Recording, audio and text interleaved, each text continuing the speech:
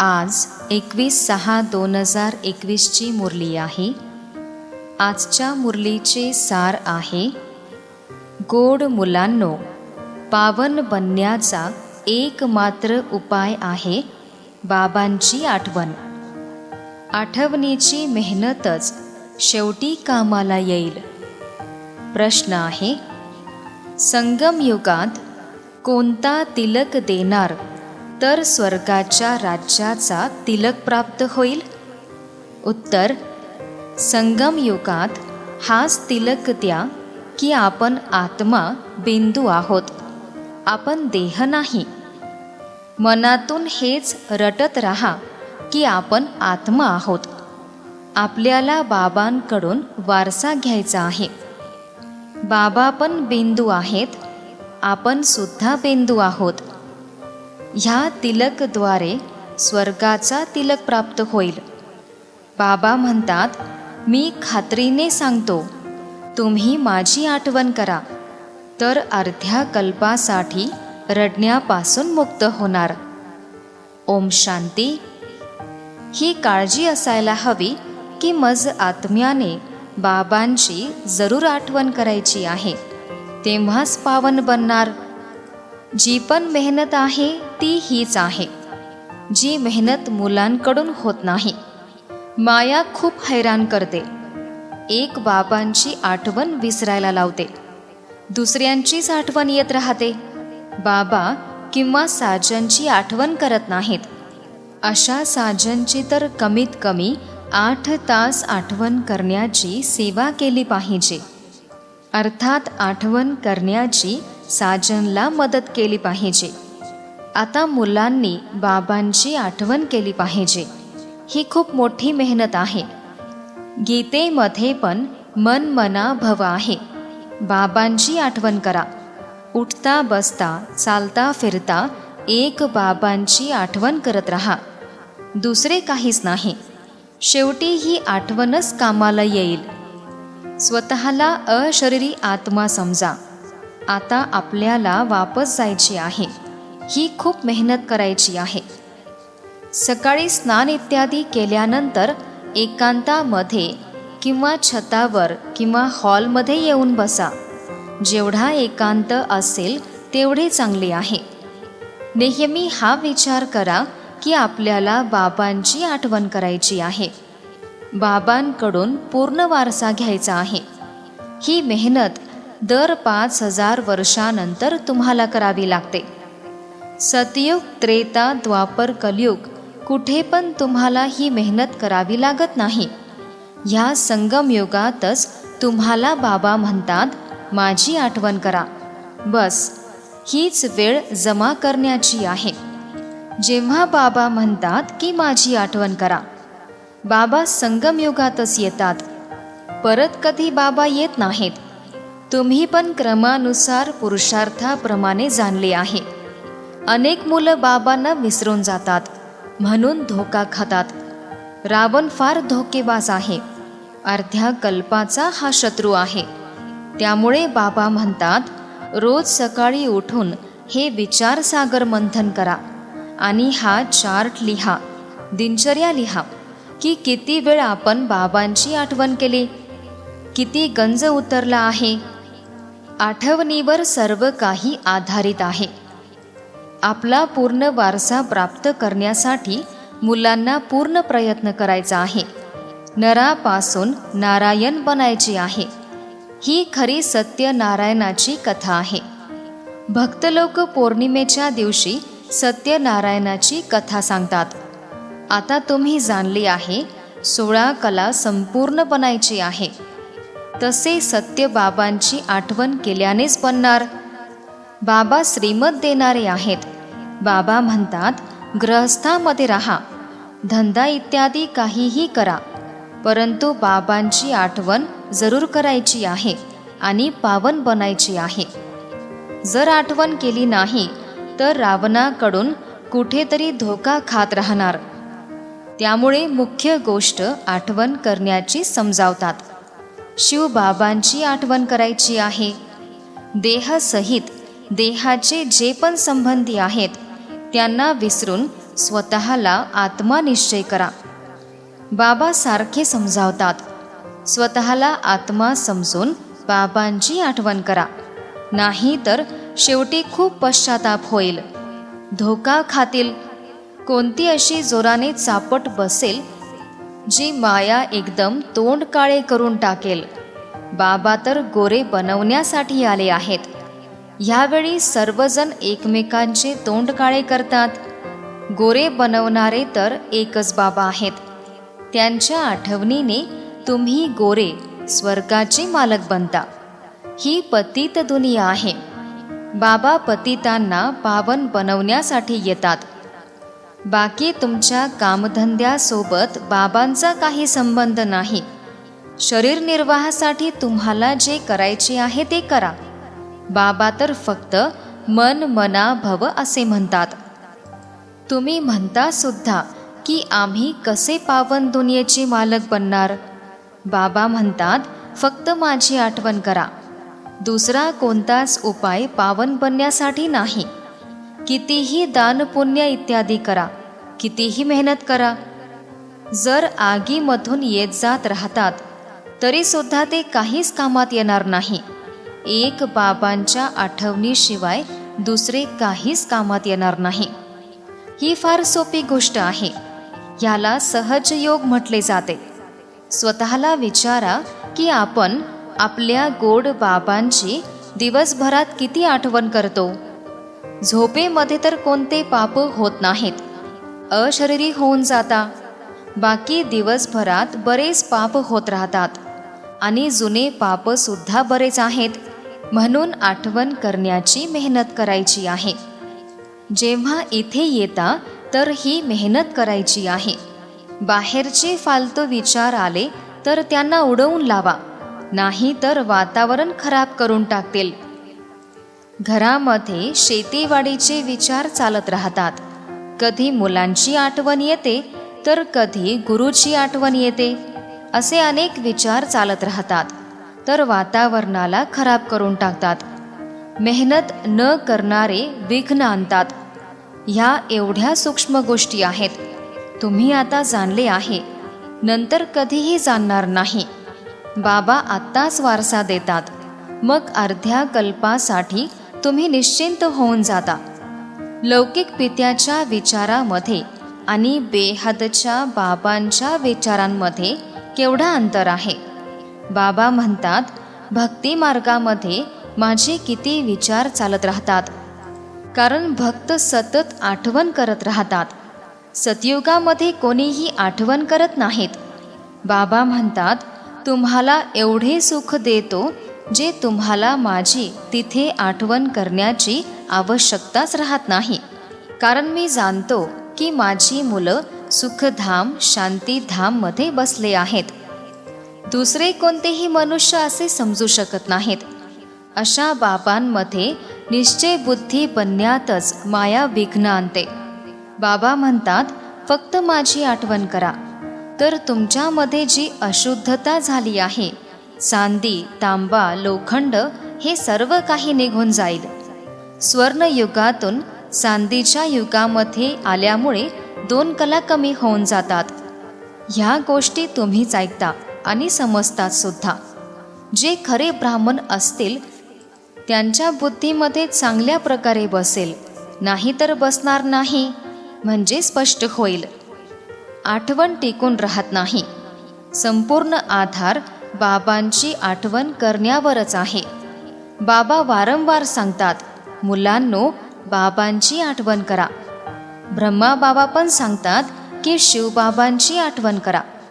शिवबाबा स्वतः पण सांगतात माझी एकट्याची आठवण करा.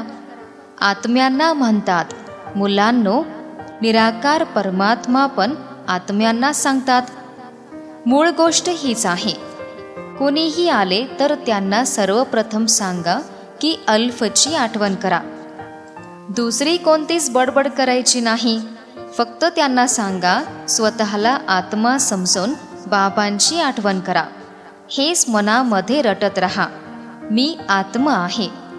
जसे गायन पण आहे ना, तुलसीदास चंदन घेसे तिलक देत रघुवीर.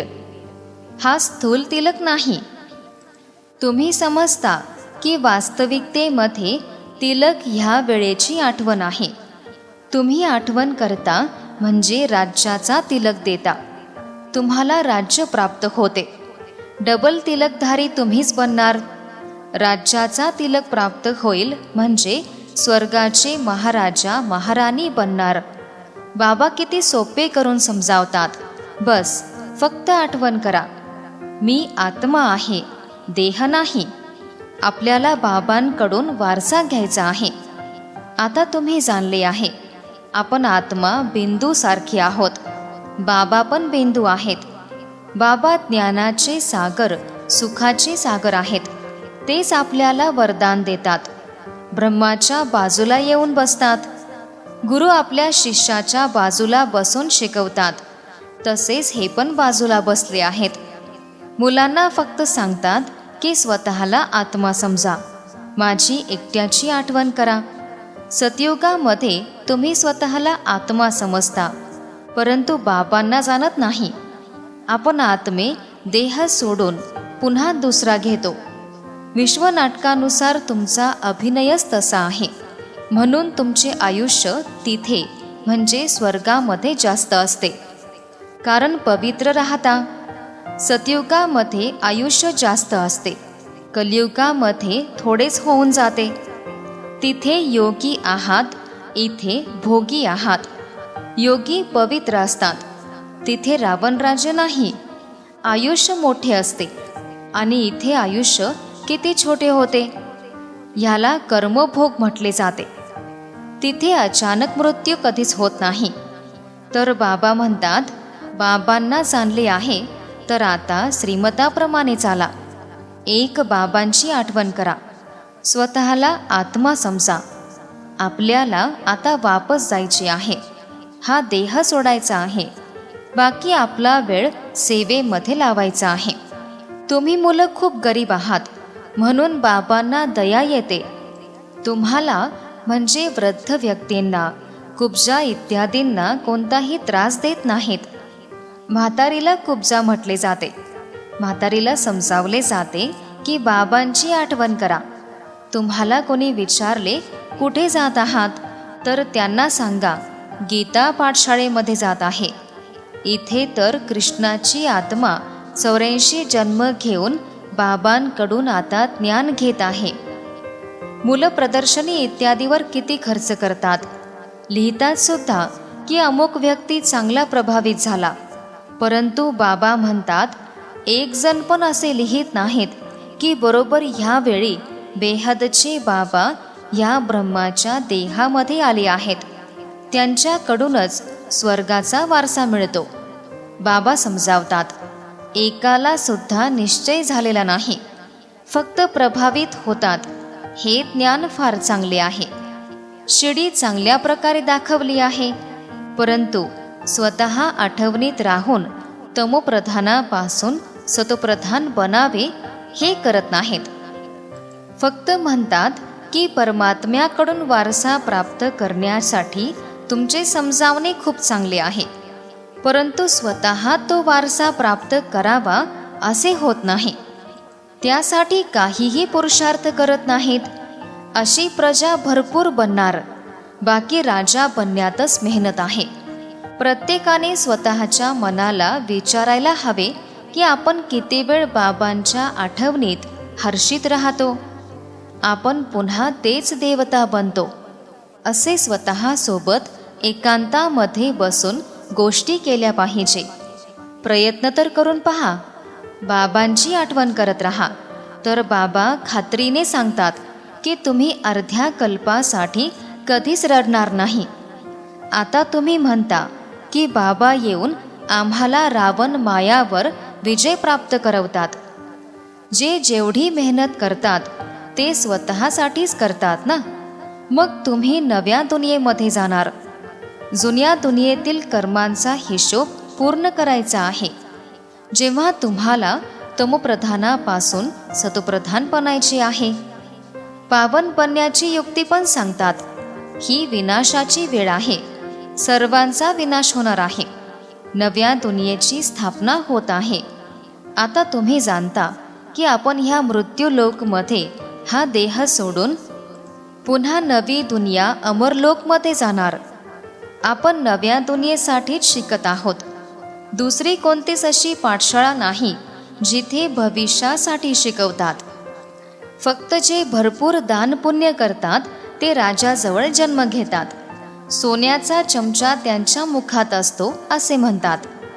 सतयुगामध्ये तुम्हाला सर्व काही प्राप्त होते. कलियुगामध्ये पण जे राजांजवळ जन्म घेतात त्यांना सुद्धा सर्व प्राप्त होते. तरी पण इथे अनेक प्रकारचे दुःख आहेत. तुम्हाला तर भविष्य 21 जन्मांसाठी कोणतेही दुःख राहणार नाही. तुम्ही कधीच आजारी होणार नाही. सोन्याचा चमचा स्वर्गामध्येच प्राप्त होतो. इथे तर अल्पकाळासाठी राज्य आहे. तुमचे राज्य 21 जन्मांसाठी आहे. बुद्धीने चांगल्या प्रकारे काम करून घ्यायचे आहे, मग सर्व काही सांगायचे आहे. असे नाही की भक्ती मार्गामध्ये राजा बनू शकत नाही. कोणी कॉलेज किंवा हॉस्पिटल बनवतात तर त्याची परतफेड त्यांना प्राप्त होते. हॉस्पिटल बनवले तर दुसऱ्या जन्मामध्ये चांगले आरोग्य मिळते. असे म्हणतात सुद्धा की ह्यांना संपूर्ण आयुष्यात तापसुद्धा आला नाही, मोठे आयुष्य प्राप्त होते. बरेच दान इत्यादी करतात, हॉस्पिटल बनवतात, तेव्हा आयुष्य मोठे मिळते. इथे तर तुम्ही योगाने नेहमीसाठी आरोग्य संपन्न धनवान बनता. योगाने तुम्ही 21 जन्मांसाठी सुख प्राप्त करता. हे तर फार मोठे हॉस्पिटल, फार मोठे कॉलेज आहे. बाबा प्रत्येक गोष्ट चांगल्या प्रकारे समजावतात. बाबा सांगतात, ज्यांना जिथे मजा येईल तिथे मन लागेल तिथे जाऊन शिक्षण घेऊ शकता.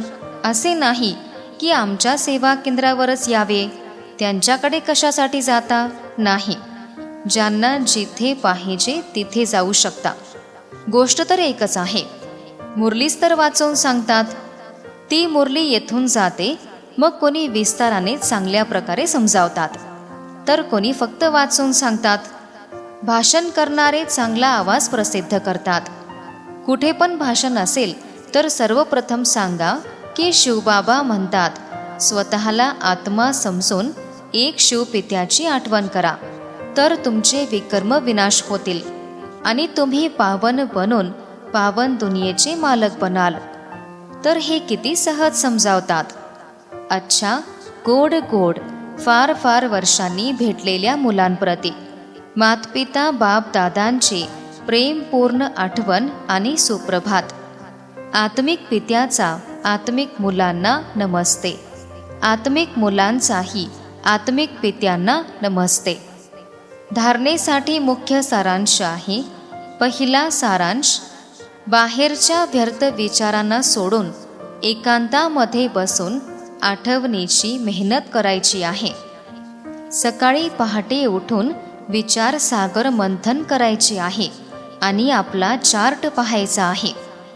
दुसरा सारांश, जसे भक्तीमध्ये दान पुण्याचे महत्त्व आहे तसेच ज्ञानमार्गामध्ये आठवणीचे महत्त्व आहे. आठवणीनेच आत्म्याला नेहमीसाठी आरोग्य संपन्न धनवान बनवायचे आहे.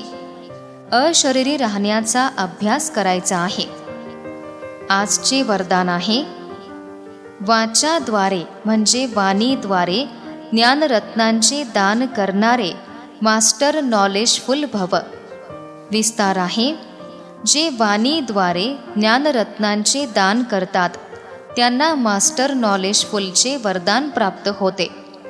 त्यांच्या प्रत्येक शब्दाची खूप किंमत असते. त्यांचे प्रत्येक वचन ऐकण्यासाठी अनेक आत्मे तहानलेले असतात. त्यांच्या प्रत्येक शब्दामध्ये सार भरलेला असतो. त्यांना विशेष खुशीची प्राप्ती होते. त्यांच्याजवळ खजाने भरपूर असतात, म्हणून ते नेहमी संतुष्ट आणि हर्षित राहतात. त्यांचे बोलणे प्रभावशाली असते. वाणीचे दान केल्याने वाणीमध्ये बरेच गुण येतात. आजचे बोधवाक्य आहे, स्वराज्याचे मालक बना तर संपूर्ण वारस्याचे अधिकार प्राप्त होतील. ओम शांती.